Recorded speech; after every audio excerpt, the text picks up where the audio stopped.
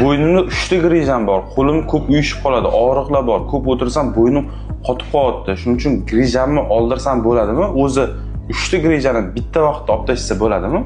Juda ham ko'p bemorlarimiz shunaqa savol bilan bizga murojaat qiladi. Ha, sizda agar 3 ta grija bo'lsa, uchalasini ham bir vaqtda olish mumkin. Lekin avval biz MRT tekshiruvini ko'rishimiz kerak. Qaysi bir grija sizga o'sha og'riqni berayotganligini aniqlash uchun MRT va klinik belgilarni solishtirib ko'riladi. Agar sizdagi haqiqatan 3 ta grija ham bezovta qilayotgan va ularning davleniyasi, bosimi juda ham kuchli, nervlar ezilayotgan bo'lsa, endoskop yordamida yoki ochiq usulda uchalasini ham birdaniga olish mumkin bo'ladi.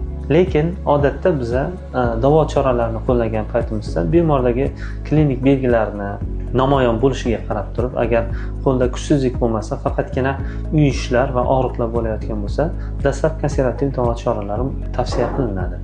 Ya'ni dori-darmonlar, manipulyatsiyalar, massaj va tok, mana bu fizioterapiya muolajalarini olgan holatda 2 haftadan 4 haftagacha qo'llab ko'rish kerak bo'ladi. Agar sizni klinik holatingizda hozir qo'llaringizdagi kuchsizlik bilan namoyon bo'layotgan bo'lsa, kechalari bilan qoldiruvchi ichsangiz ham uxlolmasdan qiynalib chiqayotgan bo'lsangiz, unda to'g'ridan-to'g'ri operatsiyaga ko'rsatma bo'ladi va buni uchalasini ham bir vaqtda o'zida olib tashlash mumkin bo'ladi.